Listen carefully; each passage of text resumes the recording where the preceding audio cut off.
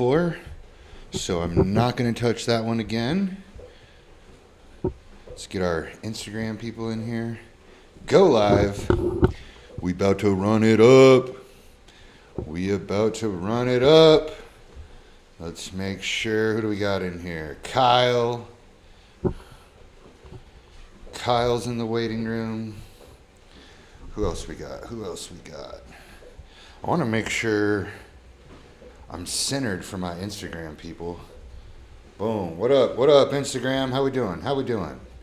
We're going to run this shit up. Going to run this fucking following up. Everyone's in on YouTube, Twitch. All right. Let's hear it. What do you guys want to hear? Getting those steps in. You know it, dog. You know it. All right, who's in here? Kyle. How can I help you, Kyle? Yo, my man. I'm trying to fix my stuff right now. I'm currently in NorCal. Oh, this is Corey Kyle Richardson Jr. the Third. That's me. Let me change real quick. It is such an honor to be on the call with the Corey Kyle Richardson Jr. the Third. Dang, it's like a UFC intro right there. Hold on, let me change this. Let's see. How you been, bro? I'm good, dog. How's the looks maxing coming along? Going good. I've been talking to a lot of people. And our coders, this guy we know now, man, this guy is legit, so happy about that. Yeah, I saw where you guys were. It looks like the overhead's like really low. Yeah, it's actually not that bad, honestly. And this guy's like battle testing the thing? Yeah, like this dude, I don't know, he has a lot of experience, bro. We hit up some people. I knew some girl in San Diego, and she knew somebody that knew somebody. And then we got to him, and yeah, he's like, yeah, I'll do it. All right, cool. Bro. Cool guy. So where's the bottleneck with the app right now? Sick, sorry. What'd you say? What's the bottleneck? Is that like a? I don't even know what that means. Yeah, great. Hey, dude, that's exactly why you're here. If you don't know what something means, ask. Yeah, so bottleneck is essentially where you're stopped up. Where is the part that you're? Another way to put it is friction. Where is the friction point? Because if you put yourself where the friction is, you will solve the problem. That is not me. That's a Elon Musk thing. So where's the friction? Jason! We know what we want to do, but we're deciding what route to take fully. He is going out of town for a week, so he's not going to be able to start till next week. He's going to Coachella, he told us. Oh shit. So in terms of paying him and seeing him start working it, that's stalled for at least 1 week. Okay. But the actual problem, that's holding us, I mean, we were also thinking, well, you said you want to maybe get involved, right? So we were like, okay, did you want a percentage for if he helps with marketing costs or something, or we didn't know where you were at completely and what you wanted to help with too. Well, we were curious to hear your opinion, and you said you want to be some sort of type of investor or whatever. Hell yeah, dog. Obviously for a percentage, yeah. So we just wanted to come to some sort of agreement on that and make sure we're all on the same path, you know? 100%. Yeah, I think the best, what I'm great at is getting people in positions to win. That's that's my favorite thing to do. If I can get us all in a position where we all make money, that's the goal. And you're so, a manager. Yeah, and so I'm doing this. I'm doing this already with another person that's in the group, and we're trying to raise some capital. That's what we have to do. So if we want to raise capital for an investment, we have to go find people that want to invest in the thing, that believe in the thing, and that's where I come in. Because I can go to people and I can say, hey, I have a crazy idea. Here's an opportunity that we could potentially invest in. And the way we do that is we got to network. We got to get the people in. So I do really think that webinar with the looks maxing dude and all of us would be a great place to pool a bunch of people that are interested. And Yeah. and when we have all those people that are interested, then we can start to raise the capital. Yeah. But we I got don't know to. the guy that Instagram you sent, was it Instagram page you showed us? I'm pretty sure it looks maxing page. Yeah, Yeah, he sent it to me. Daniel sent it to me. yeah. It was either Okay, yeah, it was either the looks maxing guy or that other guy, Chris Camillo, the business guy. Okay. Wait, Dan, I have a question. Have Yep. you seen the amount of people talking, or I've seen these slideshows blow up on TikTok, and I was like, imagine they had their app at the end of the slideshow, this songs that we can glow up, and then up, and there's this girl glowing up through her over I don't know, maybe 6 months. I was like, man, that's just the easiest ad placement ever to put the glow max at the end of that little slideshow, because the video had 1 million likes on TikTok. I'm like, that would have been the best thing ever. So that's what I was thinking for when we do start marketing, once the app's ready to go. Or we can even start marketing before, just build a page. But I think there's just so much potential basically promote it wise. Just because it's so relevant. A waiting list, followed up with an email sequence. Yeah. With transparent updates every single week. Yeah. So the people who have invested know what the timeline is. You let those same individuals be the testers of the app. That's the other thing. Yeah. Nobody's going to invest anything until it's tested. Yeah. We got to get that thing to the point where it doesn't break. Because one of the things that can happen with AI is people can bypass, because we're vibe coding shit, right? People can bypass things, get right to your API key, and just run your fucking Anthropic account through the roof, or run your Grok, whatever. So you got to make sure all that stuff is locked down. Are you talking about the coding end on the guy we know was in? Yeah. Oh, he'll get that. I'll bring that up to him for sure. Then I'm pretty sure this guy. He even told us this is vibe coding. When we showed him the rough draft. Obviously you need a back end server, a front end. So he said a bunch of stuff I don't really understand. I'm not gonna lie, but he knew a lot. So before you pay this guy, I would have. There's a guy on this meet. He's not on the meeting right now, but he's in our school. He's in our school community. His name is Raphael, and he has this. He did it for mine. He has this AI that he's built that he can run through. He can run the looks maxing or the glow maxing through his system, and it'll spit out all the deficiencies, all the security gaps. And so you might be able to get a large portion of what that guy's going to charge you for done by just linking up with people that are already in this group. And that's kind of the magic of this group right here. Is we all come together, we can pool resources, eventually we can pool cash, we can find because we're all trying to do the same thing, right? We're all trying to find different ways to improve our productivity with AI, build tools that we can take to market. This is where all those ideas happen. So that's what I would do, is I would reach out to Rafael Pena, send him a message on DM or on school, and say, hey, can you run this through, it's called WeCheck. Can you run this through WeCheck? Run through what exactly? The rough draft app we have? Yeah, so he'll vibe coding? Yeah, so he'll ask you for the link to your vibe coded web app. Is that what you have, I'm guessing? Yeah, but is he what it's gonna be in the future when the other guy builds it, or no? No, do it before. He wants to see the... Do it before you pay Okay. Do it before you pay the guy. That's the good thing about being in this group.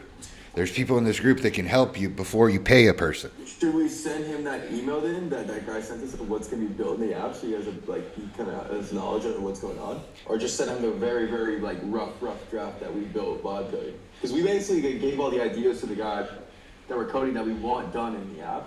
Oh, I But see. You see what I'm saying here? Okay, so this guy's designing the whole thing. He's building the interface. I give him so much inspiration to take off of other apps, they just make it their own in a way, just the creative aspect, everything. And he kind of understood all of it. He's like, yeah, I'm gonna use this app to give it kind of this interface, all this stuff, So that's where we're at. That's why I was a little bit confused when you said that, but you know what I mean? Yeah, sorry. I thought you had vibe coded a product to the point where you're like, okay, this is all I can do. This guy was gonna go at it. Yeah. this whole thing. Okay, well then, yeah, you got to push it through that. You got to get an actual working product first, and then, and then you're gonna have something. Yeah. Okay. So that's what I would do. That's what it's gonna take to get me involved. Is I need to see a working product that is fucking battle tested. Got you. So Daniel, last question on that, Daniel. So once we get it going, kind of, right, like you said, then we could bring in other people like those Looks Maxi people to get involved, right, to kind of throw like marketing money and stuff like that at it. That's what you want first. You want the product done, and then we're gonna show people. Basically. But you could start before. Yeah, I mean, like they're not like sequential things that you have to do. It's just so you got to get a product that works. But before you get the product that works, the most important thing is the community around the product that you're going to sell. Yeah. Because you might have the best fucking product on earth, and if no one fucking knows about it, or there's not a group, a cult-like following that wants to promote this thing, then you're kind of like you're disadvantaging yourself, right? It's like remember Big Baller brand? Does anyone remember Big Baller brand? Yeah, I live in Chino Hills. Okay. That's where I'm from. Does anyone see Big Baller fucking? I'm not gonna lie. I'm the only person who probably does because they built something in Chino. The bar is still trying to go at it. All right, so the the one guy that would know anything about Big Baller, 99.9% of the earth has no clue who fucking Big Baller is. But it was a shoe brand by the Ball family, NBA players, and they had all this hype, and it was going to be the greatest thing ever. And they had two, and the Ball brothers are all excellent basketball players. No one's denying that. Their dad, dude, I don't know if my dad's watching this. I would love to have a dad like LeVar. What? That guy doesn't care about anything except his boys. Mm-hmm. That's all he cares about. Yeah, he might like the camera too, but it's all about his kids, right? So then he created this product that he knew that everyone was going to love, and he had his kids and all their fans that were gonna take this shoe company to the next level. It was gonna rival Nike, right? They're gonna fucking steal LeBron. I don't know what they were gonna do, but there was no community around Big Baller. It was just like, you two are the influencers, Lonzo and LaMelo, and we're gonna give you shoes. We're gonna deck you out. We're gonna treat you like royalty, and you guys are gonna just sell all these shoes. It didn't fucking work out. So you've got it, and I've done it too. I did it with the posing mat. I built this great product, and I was like, I'm just going to send it to all of the bodybuilders. And then those people will just see them using it, and these things will be flying off the shelf. That was 2 years ago. I still have 400 of them sitting in a storage shed in South Carolina that I pay for every month, and I see that fucking $200 fucking storage unit come out every single month, and I go, fuck! God damn it, how do I get rid of these things? And then I don't even want to do it, so I just keep paying it because I'm just like, it's too much of a fucking headache. But that's what Big Baller's got right now. He's got a fucking $3 million storage facility full of shoes no one's going to wear. Yeah, literally. So we got to learn lessons from history. And the lesson is the community is actually more important than the fucking product. I'll be the first one to tell you right now. I'm going to look right into this camera that's live streaming. I'm going to say, I'm coming out with an app in less than a week. And guess what? It's not the greatest thing ever. It's not. It's actually super simple. It's super simple. It's not sexy, but it will get the fucking job done. And I'm going to make it cheap. I'm going to take what usually is a $12,000 program. Some people pay more than that, some people pay less than that, but average a $12,000 3-month mentorship with me is all jammed into one $9 app. Okay? And so now people will see, okay, this is a ton of value distilled down into something for $10. And when you open it, when you log in, I'll give it to you. You're going to be like, yeah, this looks like I paid $10. It looks like a fucking Tamagotchi, if you even know what that is. But it's the most basic shit ever. And guess what happens? Okay, and that app is not, it's not going to be around forever. That's not, that I have no aspirations for that. In a year, that app, maybe it'll still be going. I have no idea. But just from a consumer's perspective, if you buy something for $10, not $10 a month, just $10 flat. If it breaks in 3 months, are you really that pissed? No, you're not. It was $10, and you got some really good value out of it, and now you don't use it anymore, right? But and so that wouldn't sink me, right? Because my community knows he's going to come out with something different now. He's working on the next thing. He's making this app so he can go and do the next thing and bring us the next thing. The people that have made their way from Instagram for retards over here, who are, I guess, just the people that have stayed, these are the people that understand we're on to the next thing. This is the next community. And this community's smaller, but I got fucking heavy hitters in here now. We trimmed the fat. All right, that was a lot of talk. But I'm excited for you, Jason, and Corey Kyle Richardson Jr. the third. Thank you, Daniel. Appreciate it. Keep coming to these calls and keep updating me. Well, Killer. Austin Brown, Emily, RB. I like RB. Ryan Bland. Emily, I can't say your last name. In Sinosa. All you have to do is sound it out and not just get intimidated by the random C in the middle of the name. I know it's not Espinosa. No P in there. All right, who wants to go first? You guys are all here about the same time. Who's got updates? Who needs things to be actioned? I sold 3 more, $500. God damn, you need to up your prices. I'm gonna $500 my way to $1 million. I gotta sell $2,500 products. I'm only calling automotive shops. I haven't even left any other industry other than automotive shops. There's 139,000 automotive shops in the continental U.S. that do not have websites. I could literally just sell $500 websites to make $1 million. And I mean, if you think about the close rate, I mean, my close rate only has to be like 3%. It's like a game of numbers is literally all it has to be right now. I've been sick as fuck, so I've been kind of just pouting around the last like 24 hours, but I still got on. I still started doing the cold calls. One thing I'm trying to set up right now is I need something that can automatically email, like an agent that can send out emails automatically to all of these companies for me, because if I cast the net wide enough, my price point is probably ridiculously low right now for this audit checklist thing.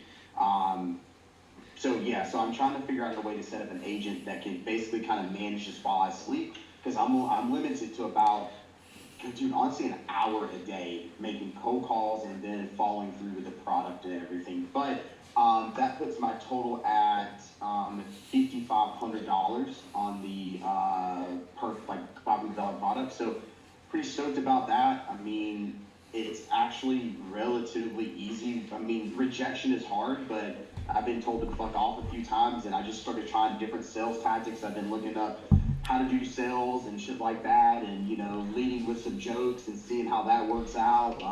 I called one dude who was like, "Hey, did the IRS tell you that I was calling you today?" Because it's tax time, right? It's tax time. So I actually led with that, and I was like, "Hey man, I'm just joking. This is a cold call. I got 30 seconds of your time." And he gave me 30 seconds of my time. I actually closed the deal. So it's I mean, what I'm doing right now is I do the audit before I even call the company. So I don't know if I'm doing this backwards or not, but I'm doing the audit, so I'm going ahead and telling them, "Hey, I've already identified your 3 main pain points. I can give them to you, but it's going to cost you this. I'll give you the roadmap of how to fix your pain points. It's super cheap." But I feel like, I don't know, I feel like I'm missing something. I don't know what it is right now. I'm struggling with the upsell, honestly, in the call. Like, I don't really know how to bridge the gap from like, here's this, but hey, I also noticed that you don't have this, and I can do this for you, and this and this. So, I mean, I'm happy about everything, but I'm still wanting more, I guess. But we've made progress. I am running through your new Unfuck Your Life. So one thing that I started doing is I got If you swapped. hold on one second, if you change one letter in that phrase of "unfuck your life," it sounds really wild. What letter? The L. Unfuck your life. Oh. If you Unfuck your wife. if you changed, yeah, because when you said it, I thought I heard "unfuck your wife," and I was like, "What are we talking about?" But yes, "unfuck your life." Got it. Sorry. The thing I created that I totally forgot about. Yes. Go ahead. Yes. So, the one thing I did is I did a comparison between my audit and your audit, and kind of was like, okay, what's good with Daniels, what's bad with Daniels, how do we make this better, and basically make this a 9. What I was going for is how do I make this a 9 out of a 10 product, right? That's what you kept harboring on. So some of the some of the metrics were, I mean, just to kind of give you some output on this, your audit didn't really drive into like what the root cause of problems were. So we're going to try to work on that core patterns and master loops, which I'm really trying to understand. It's usually like one problem with like 50 different strings pulled against it instead of 50 different problems. So it's not 50 friction points. Like in my audit, it drilled it down. Your number one friction point is your son in South Carolina. Everything else is a string that is being pulled from that specific one. So mine kind of is drilling down into like what is the ultimate problem that you need to solve in your life to actually really move that needle forward there. So I'm still doing the comparison. Like I said, I'm trying to balance between pushing my business audit or my business consulting thing and this at the same time. But we're making a little bit of progress here and there. Yeah, that's where I'm at today. Nice, dude. Well, congratulations on making all those sales.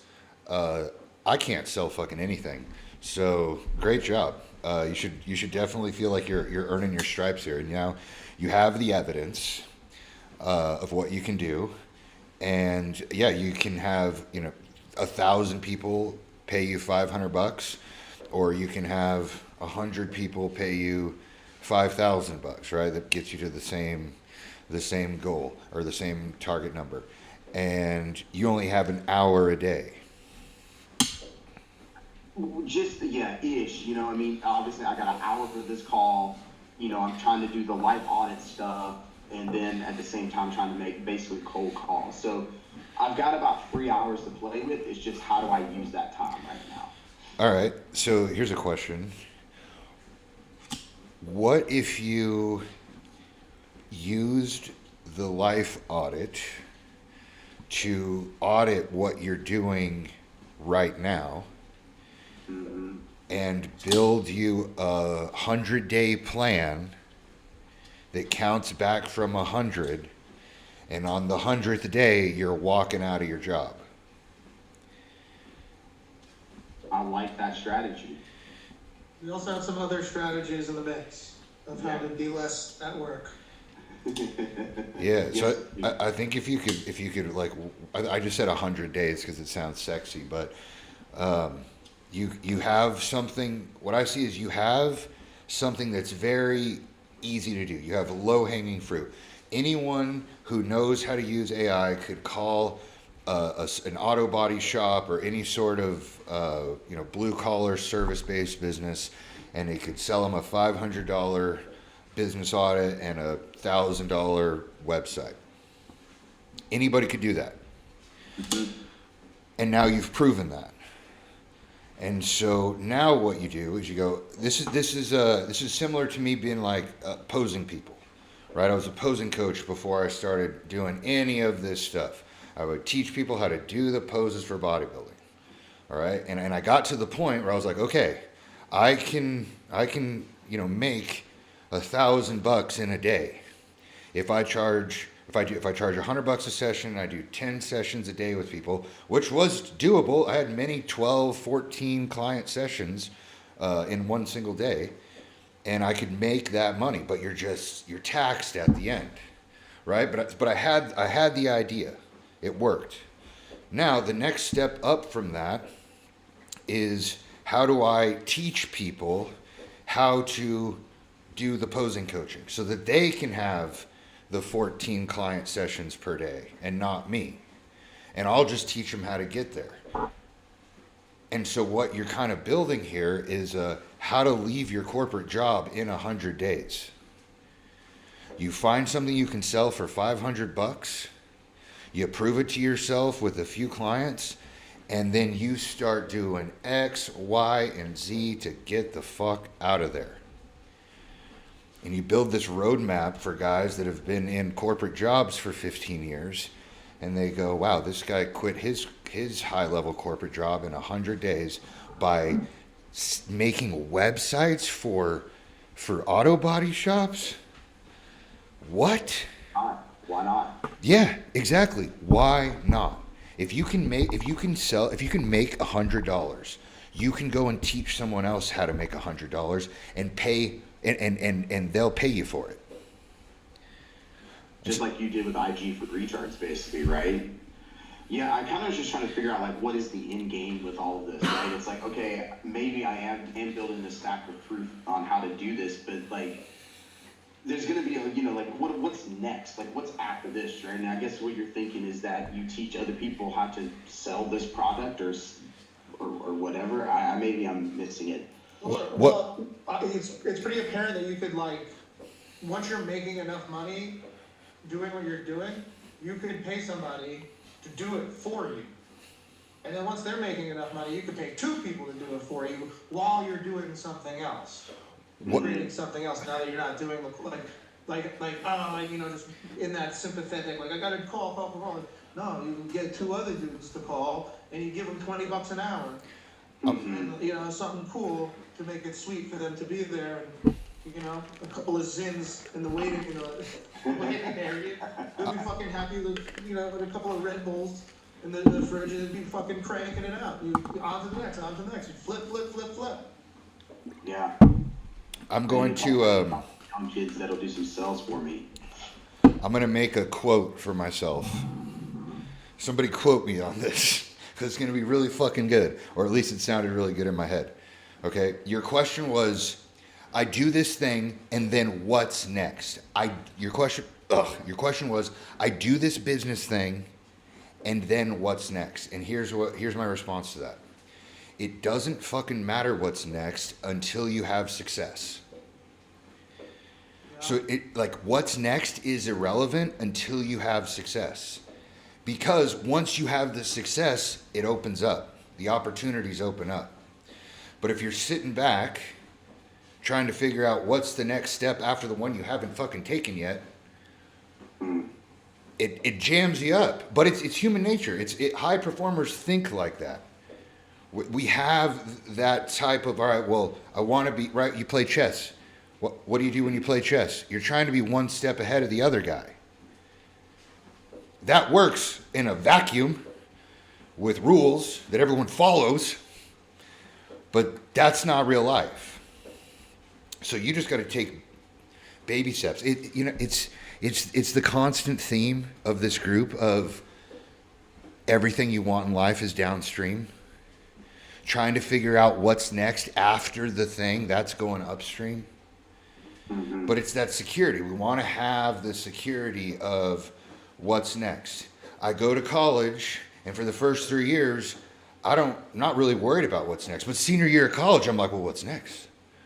It doesn't matter what's next until you fucking graduate. Yeah, I read Patrick Bet-David's book.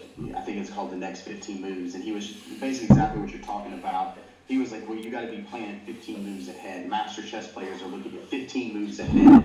So in my mind, I'm always like, okay, well, I got to be more than 1 move ahead. I got to be thinking about the 3rd, the 4th, the 5th move. But I get the point of it, right? I mean, that's in a controlled environment, and this is a very much an uncontrolled environment that has a lot of variables, things that I can't control. Noted. Okay.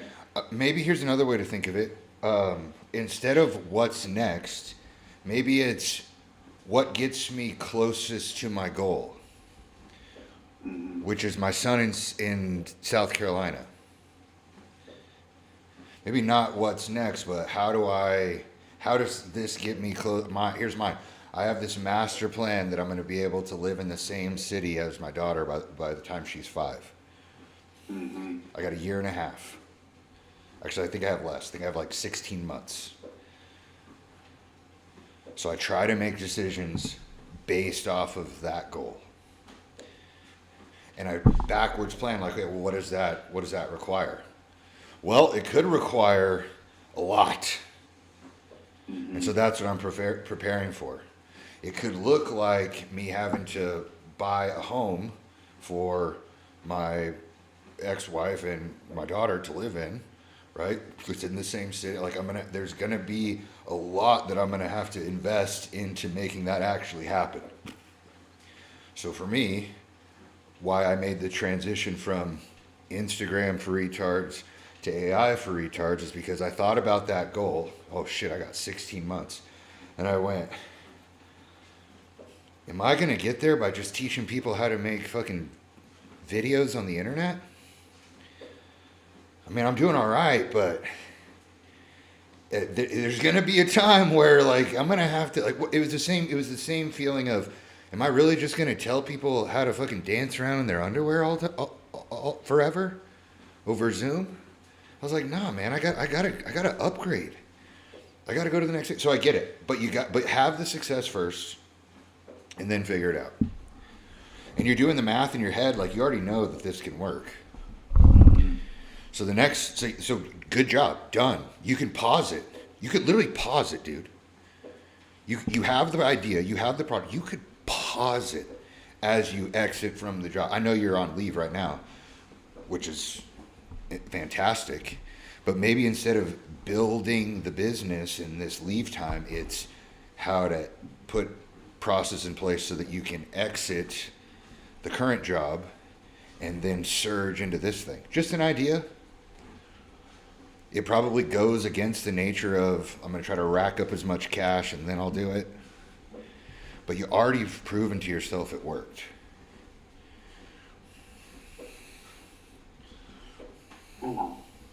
Yeah. It is the fact that I did offer my wife $250,000 to move to Washington State to try to convince her to buy a house out here, to move out here. She turned it down though.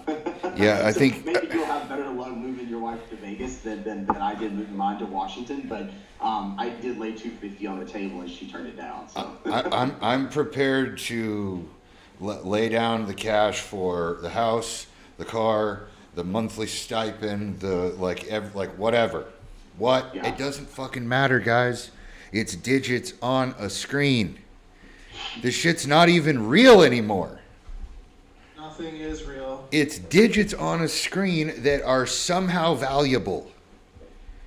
It's and we are at the, I don't know if the world is ending anytime soon, but it kind of feels like stuff is gonna like not be so fucking dumb anymore. Like I think we're gonna get a little smarter and we'll be like, oh, yeah, we used to have this thing called money and it was just digits in the fucking air. And we just transferred them around and we would get angry about it and people would break up and get divorced because of the numbers on the screen. And yeah, like I see that in my lifetime. Detach from the numbers on the screen.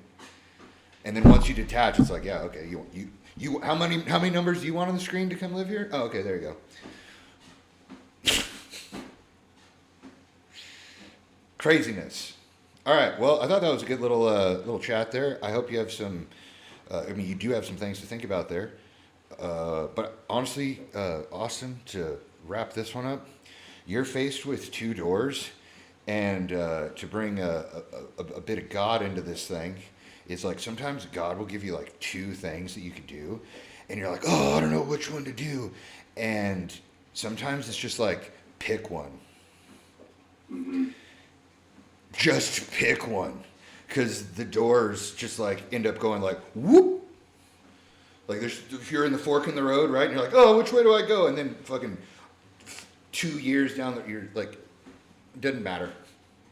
Just curious, Austin, why are you so married to the price of 500? because like I do think like your offer could be more enticing, and you could drive up the price, because it's like it's going to take so many 500s to get to that million. I'm not married to it, to be honest with you. Honestly, Claude gave me a pricing structure, and tier 1 is the $500 audit plus roadmap. The setup sprint is that I don't have confidence in that product just yet. That's kind of what I'm working on with Dr. Ryan Bland. It is basically the setup sprint. So I'm only confident in that tier 1 product. So that's the only thing that I've been selling so far. I think when me and Ryan get everything done with the sprint, but that's going to take a little while, then I have some confidence to lead into how to set it up, right? Like I've never gone in, he's given me access to his website and his Google business profile, and I'm going to go in and I'm going to start tweaking this stuff on behalf of him based off of this audit that we've done. And I've never done any of that kind of stuff before. So, like I said, I think it's just a confidence thing. So that's really it. But Daniel, Claude has given me a very clear output. Like I should quit my job. Like there is absolutely nothing holding me back, from where I'm at with like a 6 months. Like we're telling you to quit your job every time I'm on a call. Like how many people? Can I ask you how many people have told you? I'm just interested because I know me, Daniel, you have kind of told yourself. So yeah, you, Daniel, I've been talking to some of my board of advisors that are real people, that men that I meet with, and every single one of them they're all older than me. They're in their 50s, and they've always said, and they've continued to say, dude, if you don't do it, you're never going to do it. You're going to be like me at 60 years old, retiring from the corporate world, or 55, retiring from the corporate world. So, I have a team that has a lot of like faith at the corporate job. I feel like letting them down is I think that's the hardest part right now, is leaving my team stranded there, and that's it. I mean, I don't know, man. I guess maybe I'm just being a pussy, dude, to be honest with you, man. I mean, Work for the biggest company in the world. They're gonna put somebody better in place than you. There's no. I know. No. They're $1 billion company. It's not like you're leaving It's not like you're leaving one of those mom and pop auto shops at places, and you're the main mechanic to one of the places you're trying to sell the website to. It's literally, there's somebody waiting to take your job right now who's like dying. Please let him leave. For sure. He's so bald. If you need a pep talk, man, I got you. Because coming from somebody that did, it's the scariest thing ever. But I have to say, it keeps you on your toes, and you get a different set of worry every single day. But I mean, all of it's mindset, and that's what I'm learning too. And I'm learning as I go. It's becoming easier, but at the same time, like there's some days that are rough. Yeah. Claude asked me, in a very deep conversation, it asked me, what path are you going to grow the most going down? And that was like the most obvious answer in the world, right? Like my corporate job is very much on autopilot. There's not a lot of growth there for me.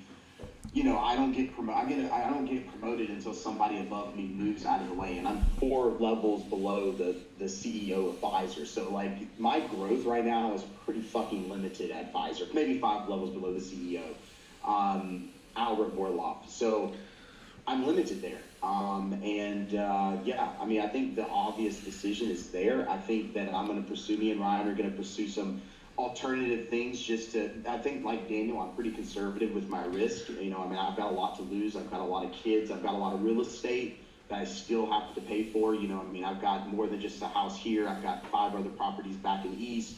They're all Airbnbs right now. So, I do have risk, right? So I think that's one of the big things there, is trying to figure out a way best to mitigate that risk. And I think that maybe me and Ryan have a path forward on that. Guy's such a baller. Shut the fuck up. Hey, Austin. Here's an idea. Here's an idea Houses too. like Pokemon cards. An idea also, Austin, is 2 things. Number one, about screwing over your team. I would give the perspective of, maybe this is just because of the Army, and the 3-year transition was always going to come, right? So your company commander, and when you leave, it's always at the worst time. When you come in, it's always at the worst time, right? There's all some shit happening, right? But honestly, when you leave, and everyone else has to double down and come together, that could possibly be the best thing that you do for the team. Is you actually make them work together as a team, and because you led them, you know that they're going to be successful, and you get to empower them by having that confidence that you guys know exactly what to do. And then when they see you having success doing your own thing, they're going to be like, my turn. High tide raises all ships. Doing good? All right. Just be careful with the stuff to don't get viruses, okay? The Russians are listening. Second thing, Austin, is because of your contacts inside of your job and the people that you deal with, some investing might be a really good idea, right? So if you can find some companies, and I could possibly help you with this, it's something I'm looking into, that you could identify that have big upside, maybe in medical equipment, AI, both of those things. And then what you can do is you can go to all your rich contacts from your job and the people that you've met, and you could go, hey, since I've been gone, I have been looking at these companies, and there's this startup, and I think that if you got into this early, you could really benefit. And so you could start to broker deals between companies that you have information on because of your research, because of maybe you know some people. Like, this happens in the military all the time, right? Guys will be in the military. They'll see a massive, hole in some sort of system. They come out of the military, right? They create the system. They sell it back to the military. So similar thing, you can broker deals between companies and individuals that have a lot of money, and then guess what happens?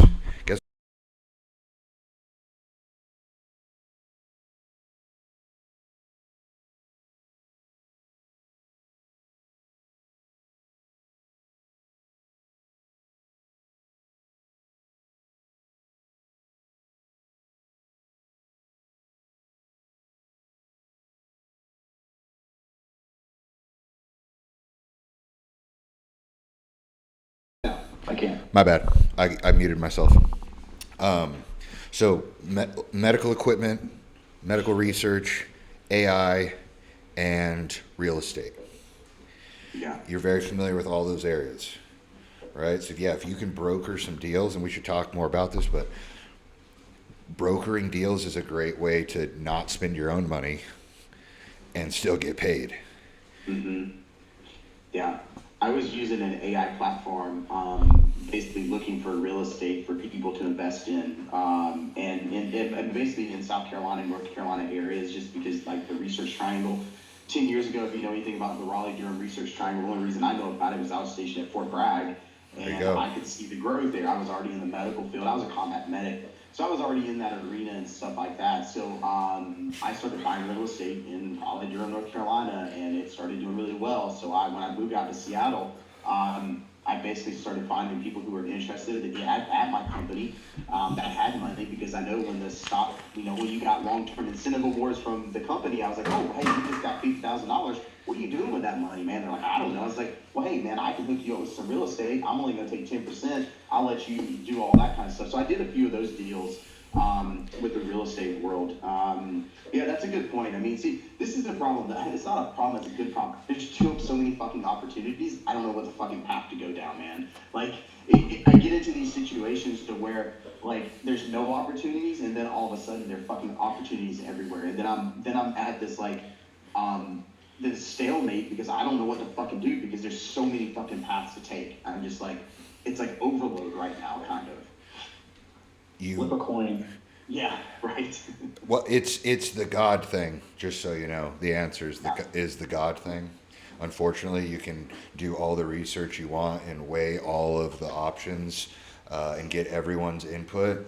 And then at the end of the day, it's going to be when you have the quietness, when you have the stillness, and it's just like, all right, that's the one right there. And that's the one right there because of the main friction point of getting closer to your son in some way.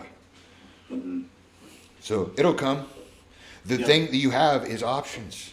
So now you just got to sit back in the pocket, do things in parallel, right? Elon built fucking Tesla and SpaceX at the same goddamn time. You do things in parallel. Yes, sir. And then one will eventually start to outpace the other. And you run with it until you have success. And you don't think about anything else after that. Roger that. Along with that, sir. One target at a time. But yeah, let's talk more about the brokering deal stuff, because I think we could, with the people that you know and the people that I know, I think we could make some really good investments for people. It's not like we're trying to take people's money. We're trying to tell them, dude, go park that money that's just getting eaten fucking alive in your savings account and invest it in this company. Yeah, it's high risk, but it's even less risk than letting it sit there under all this inflation. Oh yeah, you're right. Another company, or like you said, real estate. I'm much more in tune with the real estate markets. Whatever, yeah. Yeah, absolutely. I mean, I know a lot of people that got money, but they don't know what the fuck to do with it right now. Okay.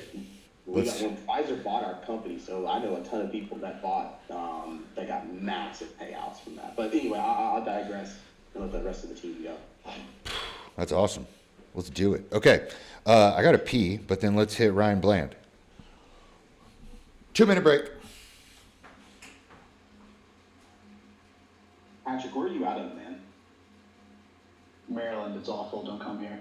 No desire to, sir. I'm trying to get out. That's Are you fun. in Maryland, Emily? Yeah, we're in Maryland. What? Yeah. But just Yeah. call. I'm from here, but I actually lived in Vegas for like 11 years. I mean, I live here now. Where are you at? I'm in, do you know where Eldersburg is? It's like north of Baltimore, yeah? Yeah, well, it's kind of near Westminster. It's like 20-25 minutes from Westminster. Okay. Yeah, I was up in, okay, so is that by like Aberdeen? No, it is not by Aberdeen. Okay, so then, oh, it's like to the, yeah. Wait, so I'm trying to think, what's a good, McDaniel College, you know where that is? No. I'm in like Anne Arundel County. I'm in Anne Arundel. where like the 40 minutes west of Baltimore. 40 minutes west, yeah. Yeah, that's not bad. Far enough away to avoid all of it. That's so funny. Are you like from here? I've lived here all my life, unfortunately. I mean, yeah, most people do think I like to leave, but I got out real fucking quick. And then I came back for whatever reason. Wait, you guys live in the same town? No, just Oh. in the same state. Oh. In Maryland. Crab cakes and football. That's I right. do love crab cakes. I do love crab And cakes. the Ravens are the best. I hope you're a Ravens fan. I don't care about sports. I can't get into it. But yeah, I mean, I like the Ravens. Sure. We're like a hometown state. That's the thing that brought me back. All right, Ryan. How we doing? Have we had a live call? Yes, sir. What's up? Have we had a live call yet?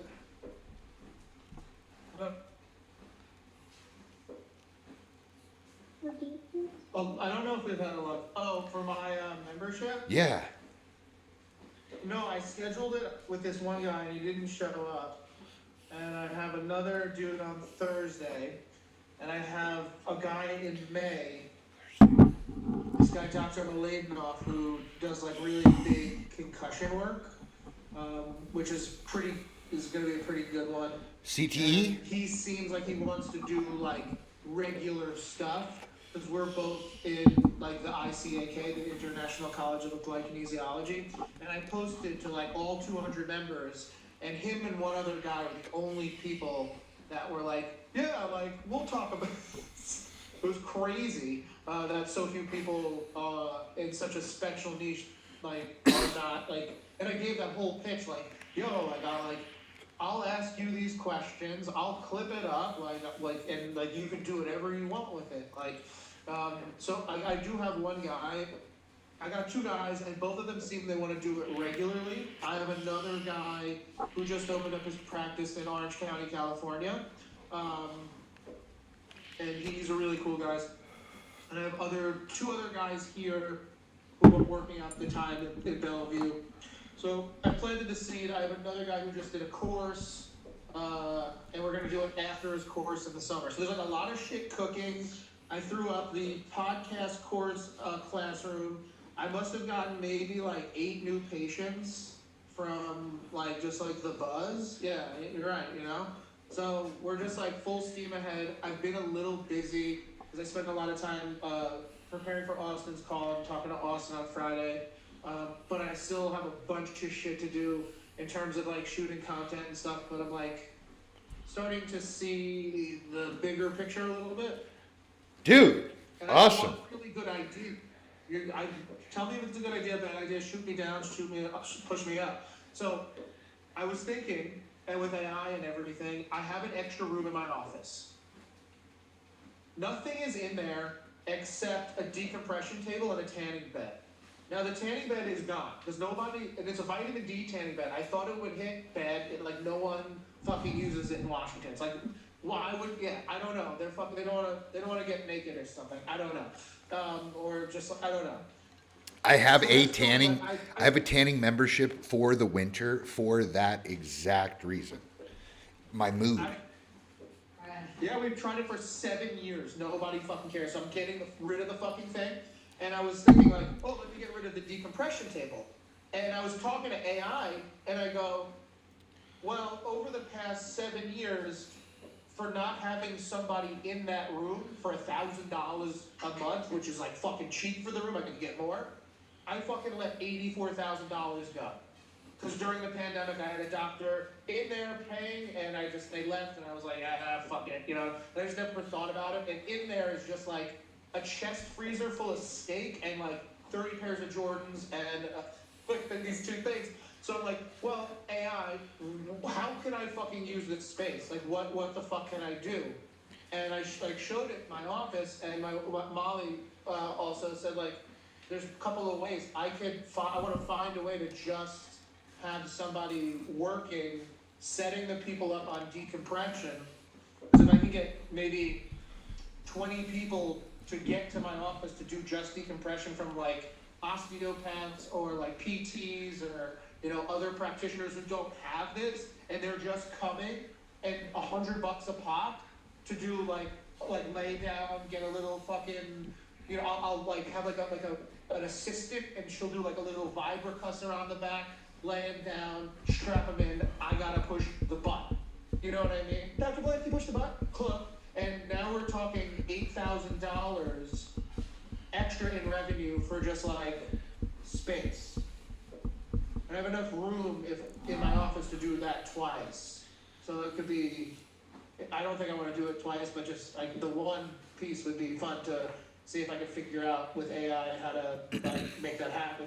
Because if you could make that happen, then you could just simply call other doctors and be like, hey, look, like, I can lease you this $300 decompression machine and put this fucking whole system in play, and like, boom, like, there you go. Drop into the doctor's offices, drop into the PT's offices, and yeah, outsource. Let them outsource a pain in the ass thing that they don't have, or that they're constantly struggling with. You know, I think that's a great idea, dude. And it only has to work once. It only has to work once before you're like, all right, I can do this all day, every day. Even at 10 people, it's $4,000. You know, 10 people can afford that. 10 hits a week, $4,000. Not a bad thing. And if you make it a really pleasant experience, like you said, you know what those patients are gonna do? They're gonna go, hey, can you send me back? That really worked the last time. I really like to go into that, doing the decompression. I think that's what I need again. Right? And what do practitioners do? If the patient thinks they know what they need, go ahead. Yeah, dude. So that's kind of where my head's at. So that's a great idea. I say run it. The other thing, I just want to make sure everyone understands. So you went to a like a forum or like a organizational website, and you posted a. Yeah, as a member, like a long-standing member and a second-generation member of the International College of Applied Kinesiology, I'm in like group chats and stuff with some of these doctors. So I'm in like the official group chat with them, and there's like 200 people in there. You're a So legacy. what? You're a legacy because your dad did this, right? Yeah, and but they're all like a lot of the guys are just like boomers who are just like, let's go on Reddit, and we're just like, dude, like no, like we don't go on Reddit, like that's gonna just place more doubt in the SEO when people search what applied kinesiology is. And so you posted an opportunity to come and do a live talk with you, and a couple people responded, correct? Yeah, and I reached out to a couple people like one-on-one. Beautiful. Like, hey, bro, like you fucking get it together, you know? All right, so let's talk about how we prepare for this, because you just did the hardest part. You just did the hardest part. Well, the hardest part is actually, you did do the hardest part. The hardest part is of doing a joint venture. That's what this is called. Joint Venture 101. Okay, so I don't go in steps. I go from hardest to easiest. So the hardest thing for doing a the hardest thing when starting a joint venture is getting the person to commit. Okay? So you get the person to commit, you get them a Zoom link and a calendar invite on their calendar, accepted. You also send an unattached, just email from you with the link and the calendar invite, just saying, hey, this is going to be so great. Here is the link just to make sure you have it. All right. And then Double tap, got it. Double tap. Classy. Okay. Now the other thing you need to provide to them is a graphic. ChatGPT can do this for you. Okay. A graphic that has a picture of you, a picture of them, and then all the details of when the thing's going down and who's coming, and just make it attractive. Go. Do you like ChatGPT better than Grok for the pictures? I recently did one with Grok, and I would for my podcast thing, and it made me look very good. And I was like, oh, that's a nice pic, you know? I've heard Grok and Gemini are the best with the image generation, but yeah. So detail, make it look nice, make it look catchy, make sure it's formatted for an Instagram story. Okay. Make sure you send them a separate one that is formatted for a carousel post. And you literally just tell this to the AI and it'll square it away. And you'll see the difference right away. The story one will be all long and the carousel one will be a little bit smaller. Okay? So now they have both a story post and an actual static post that they can say, hey, following, come watch me do this. Okay? The other thing you need to add for them is an email template from them to their email list. You're going to make it so easy for them to get this out to their people. You're going to be like, hey, no, you don't. I know you totally don't need this because you're probably squared the fuck away when it comes to email marketing, which they're not. You can say, here is a template that I use whenever I do these. All you got to do here, I actually already filled in your name. All you'd have to do here is copy and paste it and hit send. You can make any adjustments, but this is the one that I use, and this one really converts pretty well. And it has a link to the thing, to the Zoom link. Also, make the Zoom link a registration Zoom link. You can do that in the settings where it's like it says. Make individuals register before logging on. It's just a little click box. That will actually make them put their email, put their phone number in, which you're going to capture for later on, because there's going to be people that are not on your email list that you're going to pick up from social media. Okay? So the email is in there. The registration link is in there. The date and time is in there. All right? And that all goes just to the person you're collaborating with. And when they open that email, they're going to go, holy shit, I think I might need to prepare for this. And then you're going to get a way better quality conversation out of those individuals. Trust me, because I have paid people money. Oh yeah, you can also pay money to do this. Like you can offer people money and they'll come and do this. That's what I used to do. I'd pay really famous bodybuilders to come and talk to my coaches. But I didn't do this a couple of times, and they would come on the call and they'd be like, so what's up? You guys are gonna like ask me some questions or something? I'd be like, Jesus Christ. But it's because I didn't make it impossible for them to fail. So that's what you're going to do for, don't worry, Claude's going to pick all this up. That's what you're going to do for the individual that you're collaborating with. Okay, now it seems probably pretty self-explanatory at this point, but then all of those products you just made, you got to go put them on your social media.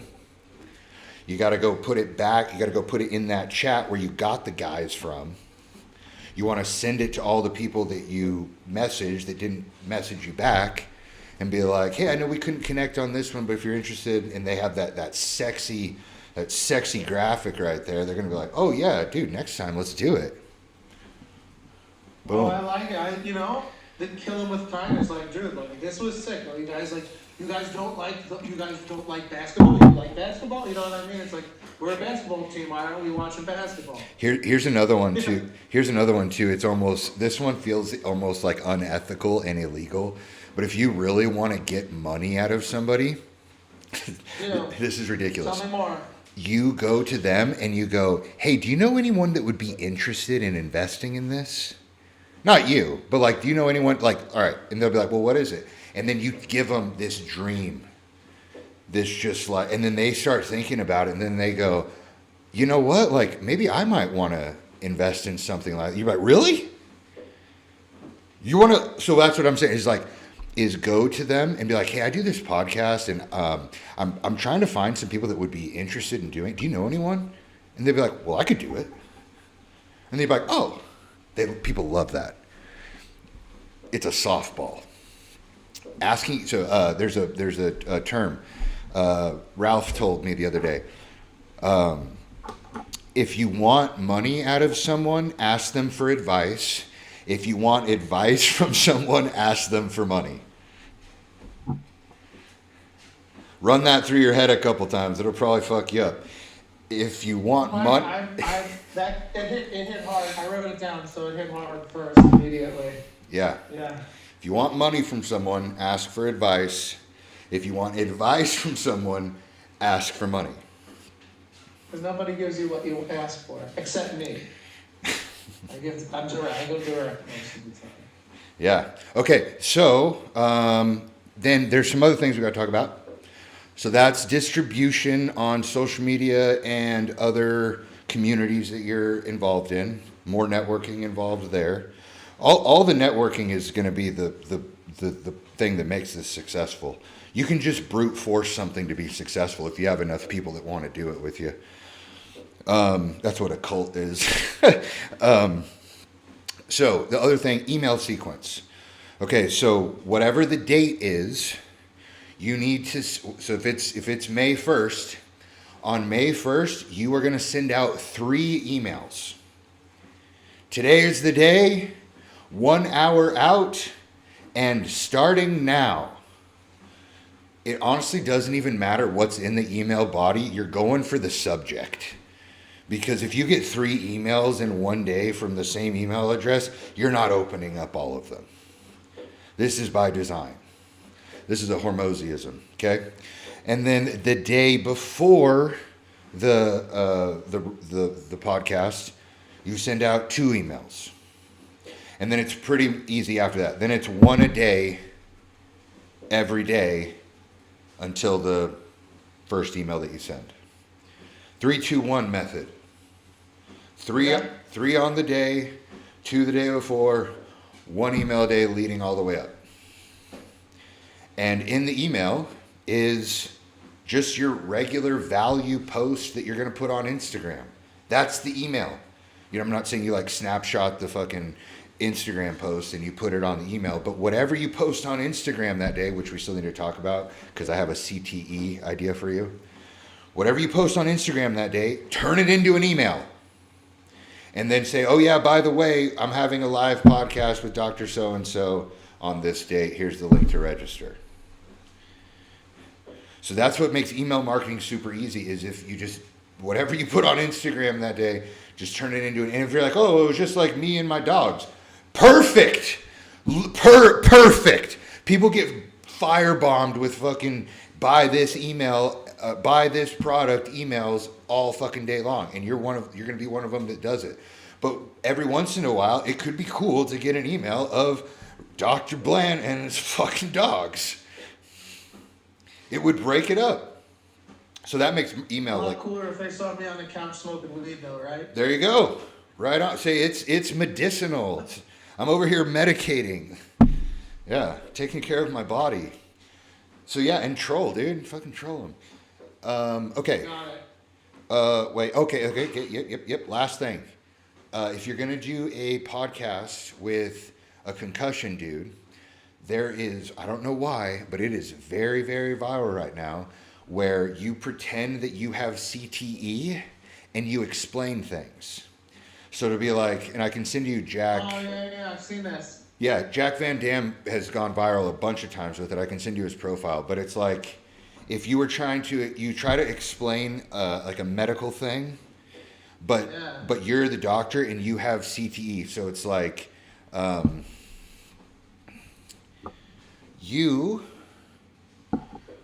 hurt spine,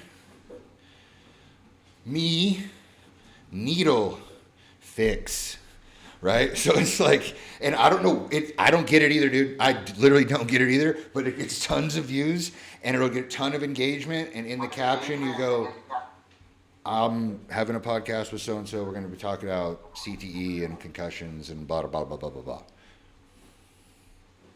And you can do that all the way leading up to it.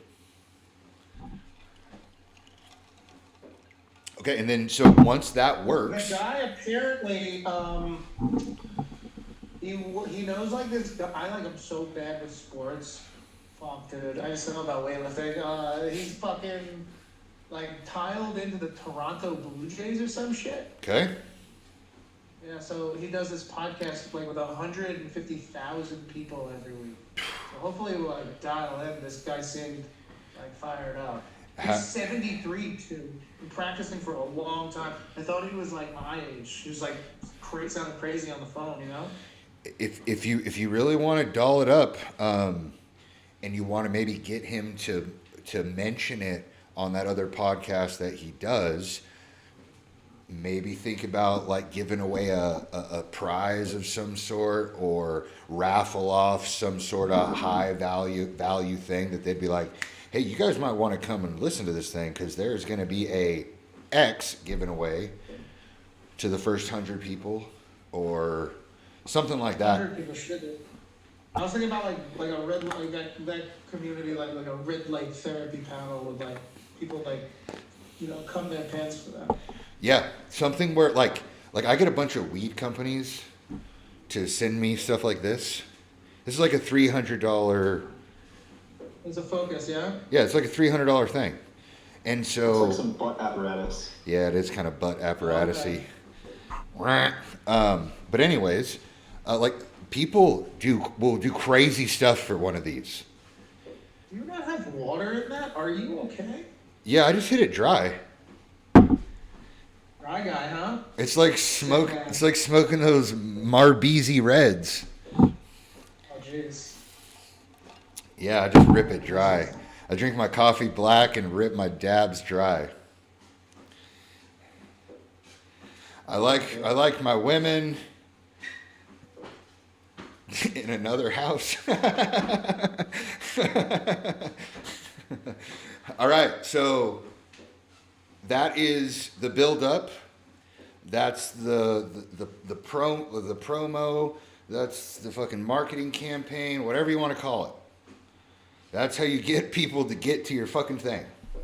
Is you just make it impossible for them to not get there. Make it so attractive that it's just like, all right, I'm gonna take time, honey. I'm gonna go. I'm gonna learn. I'm gonna go on a webinar this weekend. Can I have this hour off? Like I'm gonna try to learn something. Boom. I've done that. I know that because I've been a person. I've gotten wrapped into so many fucking Hormozy webinars. Oh my god.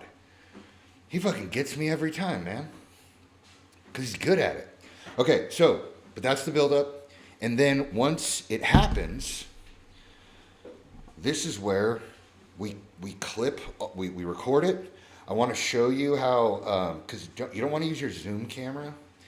You want to use like your phone camera. And it's really easy to set up if you have an iPhone, which I think you do. Yeah, so you're just gonna use the phone camera. My phone is behind my computer right now, and watch, I can show you what I look like right now. So this is what I look like on a live stream. It's gonna be super laggy, but like this is what you see, and that's just my phone horizontal instead of the Zoom camera. And that's just going to give you way better quality clips, okay? I do the Zoom call on the phone. No. You do the Zoom call on your computer. Yeah. Mm-hmm. And you're going to record your screen just like you would a normal Zoom call. Uh-huh. But instead of using the camera right here that you see me on, it's actually your phone. So you can't use your phone during the podcast, but you'll get way better quality footage. So just record, hit the phone, record, start the Zoom call. Yeah. Just two separate things. Yeah. Okay, I was thinking like, oh, you could integrate them and sync them. No. Yeah, and you can just do a practice run, the night before, and if it doesn't happen, it's okay. It doesn't have to be like that. You can totally just do it with the laptop, especially for the first time. That actually might be a good idea, just to keep from anything. And then maybe you do your private ones. You experiment a little bit. But it's relatively easy. I don't see a reason why you wouldn't be able to do it. But yeah, then we clip all of that. We clip all of it just by finding the most viral moments. And so what I've been doing is I use Blort AI, Blort AI, and I upload the transcript of the call. Like I can upload the transcript of this call, and I can tell it, pick me out the most viral 30-second clips. And it'll literally just spit them out. You can have them rank it on a scale of 0 to 10. Just like we always do. And then Blort? Yeah, B-O-R-T? Yeah, B-L-O-R-T. I can send you Blort. I have a little coupon code for it. I need that damn thing. Give me 1 second. Blort. That's the play. Yeah, and then Whoever made that, genius, making millions. Where is it?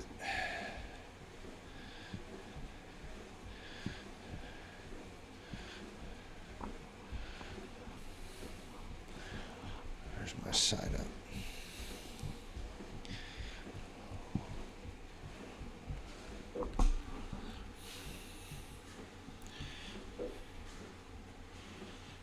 No. Come on.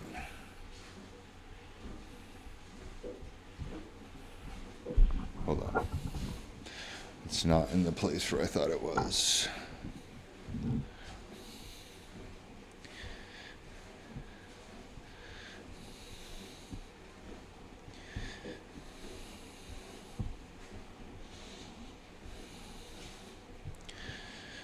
Here we go.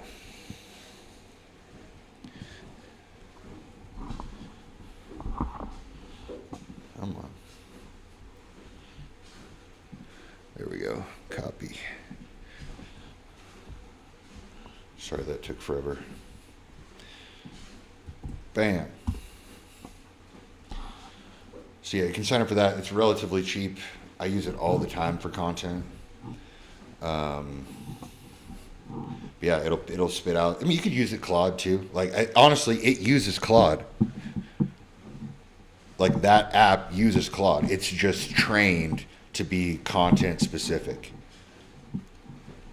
You'll even see it if you do the free trial. I encourage you to do the free trial, but you'll see down in the right hand corner of the little chat bot it says using Claude Sonnet 4.6. So it's the same thing that you already have. It's just it has been trained and packaged into this little Claude content bot. Yep. All right, Emily, Patrick, Emily, how you doing? Good. Ladies first. How can we help you? I don't know. I'm kind of all over the place. I've been busy with births, so. But I fixed the open claw thing. I'm sorry, I have not gotten back to you on that. Okay. It's not a big deal. Do you feel like that's something, after going through that and getting it to work, do you feel like that's something you would ever want to do again? Yeah, so for me personally, like I have to jump on my Mac to fire it and like get the briefs. And so what I think I might have actually just emailed you, what I was looking into also was something called Paperclip. And it's another way to like automate agents, and it uses Claude. Have you heard of it? I've heard of Claude Paperclip. I don't know what it does. Yeah, so it's kind of like you can deploy like a CFO and a COO and all the things that we were talking about with like how we wanted to use OpenClaw. But I kind of want to look into it more. I watched the YouTube video and I shared it with you, so you can tell me what you think about it. But yeah, I mean, I think I want to like continue to do it. For me, I have to find another way to automating my day-to-day was really helpful and automating all the things, but like getting on my Mac to get a debrief at 7 a.m, it doesn't like work in my world.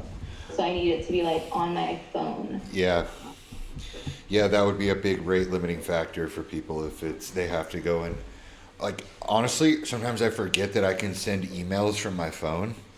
For some reason, I'm still trained that I have to send emails from my computer, or I have to be at my computer to check my calendar. I use that excuse all the fucking time, and it's right there on my phone. So, yeah, I totally agree with you. It's got to be, everything's got to go to the phone. Yeah, well, and that's why we set up like the Telegram part of it. So I'm not sure why that doesn't fire with it. Because when you open up OpenClaw, it's through like the browser. So I'm still trying to figure it out. But yeah, I mean, I'd do it again. If that's what we need to do to make the money. It could just be an easy thing that you offer on the side. Yeah, it's definitely not the hardest thing that I do, that's for sure. Yeah, I don't know anyone who's been doing that, and I would certainly pay. I know people like me, like Austin Brown, we would pay for that service for sure. Well, so I do want to try to do, like I have yours set up with the intake form that you did for me through, what was it, the other automation. I don't know why I can't think of it, I haven't slept. It's pretty basic. It's like a lot of people have heard of it. Calendly. No. Wasn't Calendly? No. It's like, I am so gonna think of this at like 2 o'clock in the morning. It's basically just something that will sync everything. So like Calendly or Outlook. Zapier. Like, yes, that's exactly Zapier, what it is. yeah, There's something else too, though. There's another thing that Claude. Victor? I don't know. Victor is the AI. It replaces OpenClaw, but I've heard that the credits go very quickly. I'm using it right now, and it's awesome. But the credits go pretty quickly, and I heard it's pretty expensive once you burn through your credits. So this isn't that. Like that's what the reason why I asked originally something else was because I wanted to know like what would the objective be if I had someone that didn't want OpenClaw or like an AI agent because of the security, essentially. Like if we were dealing with like HIPAA related things, or just in general, like they didn't understand it. It was a little bit too beyond. If we're automating like business, like CEOs, businesses, right? Like us, what does that look like? And even for me, I had hesitancy when I first did it because I don't know what this is. I mean, I do now, but I didn't before. So I thought about that. There was another one that they gave me though that wasn't like an AI thing. But yeah, like that's what I want to do. So if you want, we can try to do it again in another way to automate everything. Yeah, I'm down. We should probably Okay. we should probably get you some other test dummies too. So I just did it for my own business. Like I did all of my scheduling because that was part of our business plan that we went over, was like automating my classes and all of that. And so I just got that on Acuity and did that. And that is, since OpenClaw is not something that I'm going to log into, I can do that for myself this week and then like debrief. And I can get another midwife to do it.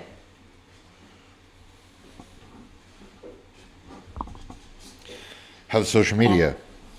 Yeah, how social media tanking. We're not doing anything with social media. But I can start doing stuff with social media. I actually have like 2 other day in the life saved that are pretty funny that I should just post. Yeah. And like the days like today, these are the good ones to post too. We're so tired from being at births, like the ugly part, the aftermath. Yeah, well, so like I've been doing Ask the Midwife Monday in my stories, Nice. and I'll open up like the stories, and that was yesterday, and yeah. So people have been commenting in that, and then I'll respond like the next day, and I'll do some, like basically the same way that we did it in the homework, and so that's gotten really well. Yeah, and that's it. I just need to actually post on my Instagram and on my stories now. But otherwise, it's good. Good. Patrick, how you doing? I'm just struggling. My page is, I don't know, I'm struggling to like connect with people, and I think that's a big part of it. And then quality leads, we talked about that. I haven't found any opportunity to talk to people. I found somebody today, but I couldn't quite think. I was with my daughter, so it would have been better if I was alone, but I didn't quite know how to. I started a conversation with him, but I couldn't think of like a follow-up.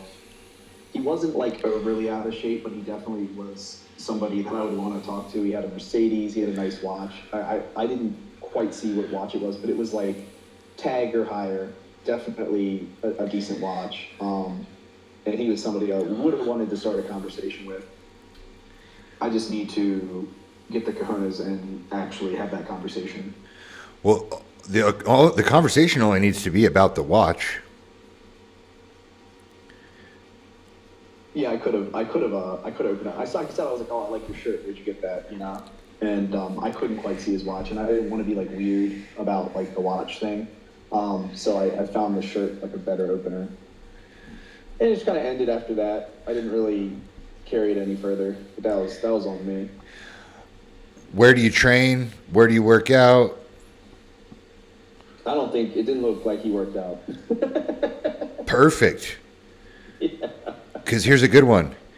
Dude, I noticed your shirt, and then I was like, I think I've seen that guy at Planet Fitness. Do you go to the Planet Fitness on blah, blah, blah, and blah, blah, blah?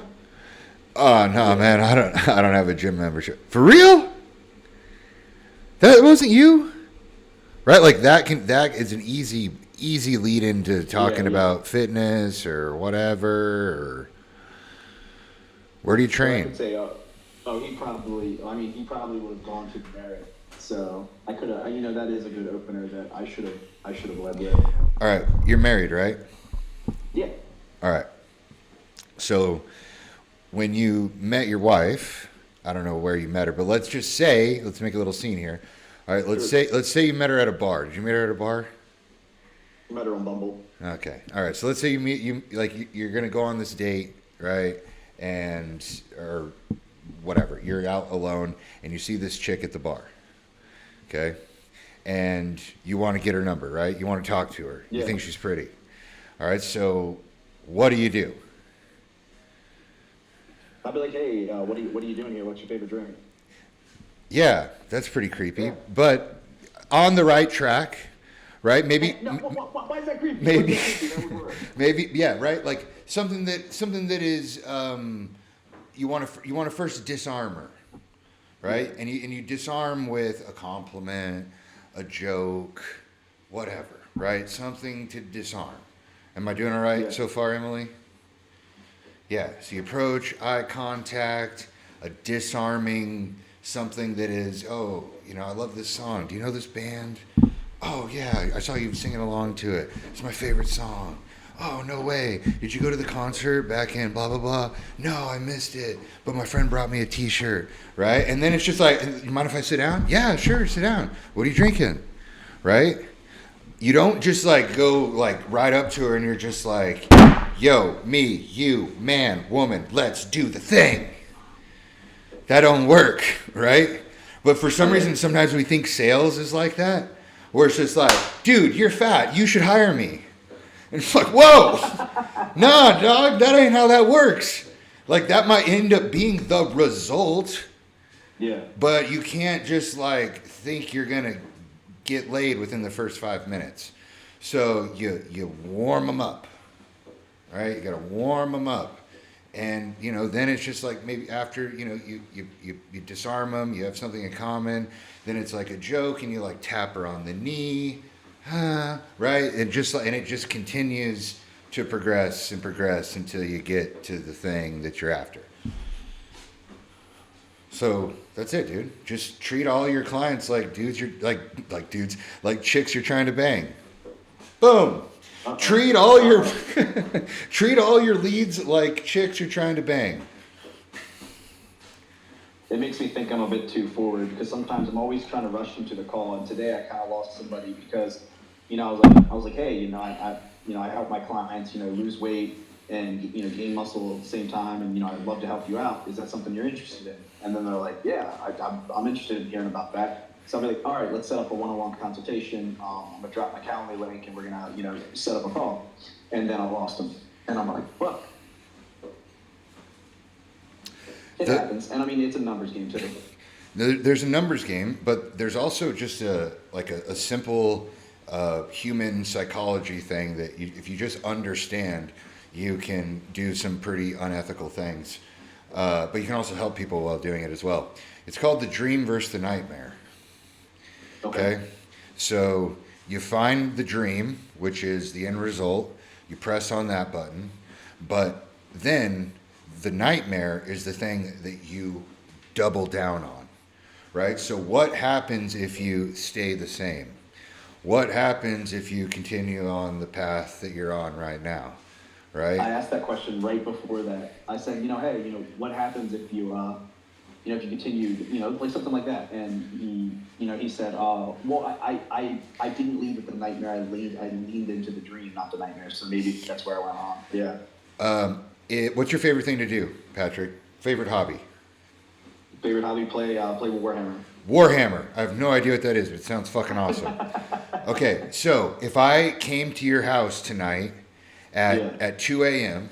and I was banging on the door and your wife and your kids are waking up and you're come down, you're like, what the fuck are you doing here? And I'm like, Patrick, you want to play some Warhammer? You'd be like, fuck yeah. You'd say yeah? Yeah, if you showed up at my door and you're like, let's play Warhammer, I'd be like, all right. Well, typically people would be like, nah, man, like I got a fucking job and a family and they got school tomorrow. I don't know why you're here doing this, right? So most people would not move toward pleasure in the middle of the night. But if I came to your house 2 a.m. and I'm banging on the door and you smell smoke and you see flames, and I'm like, Patrick, your fucking house is on fire, dog. Let's get out of here. You'd be like, yep, let's go. And that's because people move faster away from pain than they move toward pleasure. Yeah. People move faster to get away from pain than they will toward pleasure.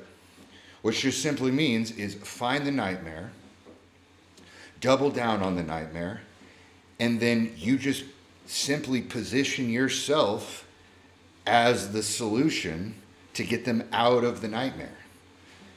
And if you press down on that button hard enough, you might get a few tears. You might get a few tears, and then it's like you're just sitting there with the answer right in your hand, and you're like, "You want me to help you not have that nightmare?" And they're gonna be like, "Yeah, great, let's do it."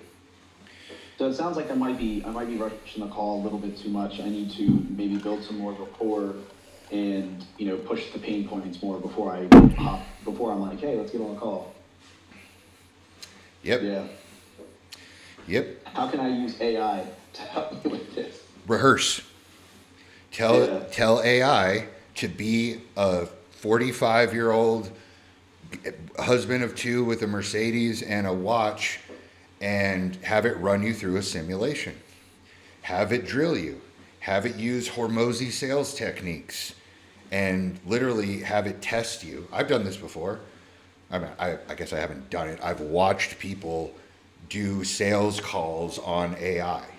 Like the AI is the customer, and then you have it. You see if you can close the deal. You can put it on easy mode. You can put it on moderate mode. You can put it on hard mode, and then it's going to evaluate you. It's going to say, this is where you went wrong. This is what you could have said instead. You practice 2 or 3 of those before you get on a call with somebody, like your close rate's going to be fucking through the roof. That's beautiful. That's beautiful. And you know, it's funny, I never even thought to do that. And it's like I have all these powerful tools and I'm not using them correctly. It's okay. It's because you're not at that point where you're chilled out and you're relaxed. You're still like searching for that dollar, searching for that paycheck. And dude, trust me, my whole workout today, I was like, I got to make this company some fucking money. I gotta do something, right? And then I'm like, wow, dude, no, it's not about the money. It's not about the money. Keep open, like stay alert. Like you're gonna see the thing. The thing's gonna come.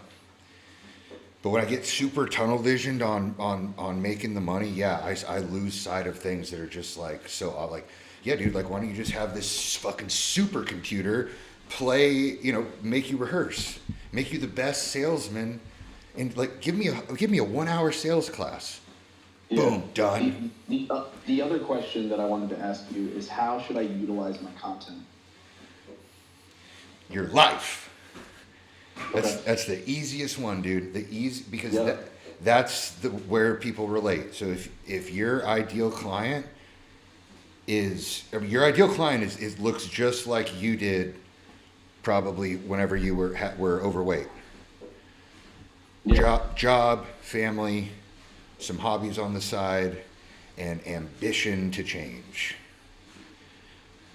And so you just talk about the lessons you learned. You talk about things you do now that are different from the things you used to do. And you can do it fitness. Like I used to eat this. I used to eat a bag of hot Cheetos and a regular sugared Coke was like a staple lunch for me as a 8th grader. I don't know, like whatever. Now I do this instead. Or when I was fat, dude, you could do so many reels on a series just called When I Was Fat. Oh, I like that. That would be hilarious. When I was fat, I used to do this. When I was fat, I used to do that. That'd be hilarious. Yeah. No, I like that, and I'll make it funny because people say they like my content when it's funny because I make these things. I have this series, and it's like, what is it? It's like, does Retta make your dick bigger? But I'll put like the eggplant, and I'll have quotes from the wife explaining, kind of the aftermath of that. And sometimes at a point I'm just making it up, but people love it, and people are like following me, and people, it's one of those things where it's not even about my life at that point, but it's about creating like a spectacle, and then people are just kind of running towards it, and people love it. And then it causes people arguing in the comments because they're like, it doesn't do that. And I'm like, I mean, of course it doesn't, but, it creates that controversy. Yeah. I think one of my most engaged posts in the last month before my Instagram got banned was the ranking my top 10 non-gay man crushes. And it was just like, Hormozy, Chris Williamson, Tony Robbins, Just like all the people that, like, I know all you guys are like nodding your head right now, like those are our people, right? Yeah. Right? And then I put a political figure in there and talk some trash, and then like it's the game. And once you understand the game, you're not emotional. Like you just play it. Right? I know if I put this picture of X, I'm gonna get this response. I might lose a few followers, doesn't matter. Yeah, no, it doesn't. That's the game. Like it's like playing blackjack. Like you're not gonna win every hand. You just gotta play the game. I used a wild one because I always use a different mic, and I was talking to my wife, and I was like, "Why don't I use your foot as a mic?" And I was like, "This is gonna be weird as shit." And I literally lost like one follower, and I had some people that were like pissed, like they were like, "Oh, you do anything, you know, you got to be special or something." I was like, "This shit gets boring. I'm trying to make it interesting." Yeah. All right, guys. I need to eat some food. Anything else we need to talk about? I could go for like another 5. If not, we're back on same time tomorrow. This is a really good. How can I come up with an idea to make you money? An idea to make us money. Make us money? Because you did mention the Nito thing, and the Nito thing isn't dead in the water because it's really big right now. I don't know if it'll be big in a month, 2 months, 3 months. Dude, I honestly think that your coaching business inside of your community would be the highest leverage thing you can do. Okay. The old ways are coming back. And I agree with you with that. I 100% do. I do agree, and I have to hone on that. I have to get good at that skill. I think it's just like the lowest hanging fruit. It sounds like you probably live in a pretty decent area. I would maybe go get a gym membership at that fucking rich place. That might be see, Austin. Hope you feel better, dude. But yeah, I think you should go get a gym membership at that other place. And no, my friend legit told me there's a lot of millionaires and potential like very, very wealthy people that go there. And once you have those guys as clients, you can do what me and Austin were talking about earlier, is you're going to get in with those dudes. You're going to realize they have a lot of money, and you're also going to realize they can't even fucking measure macros, so they probably don't have the greatest investments either. And you can be like, look, I am in the fitness space. This company right here, this is where you need to put your money. Let me help you do that.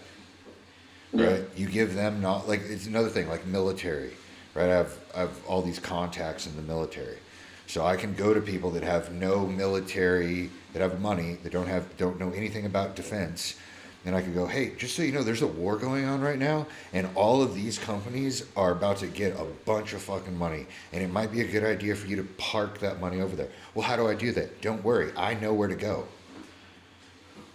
Do you know Cambric Films? I know Austin just left, but he told me he was looking, he has some investment opportunity, and he told me, you know, if I find, he's like, if he find people with millions of dollars and they can invest in this investment opportunity I have, it's Cambric something films or something like that. He has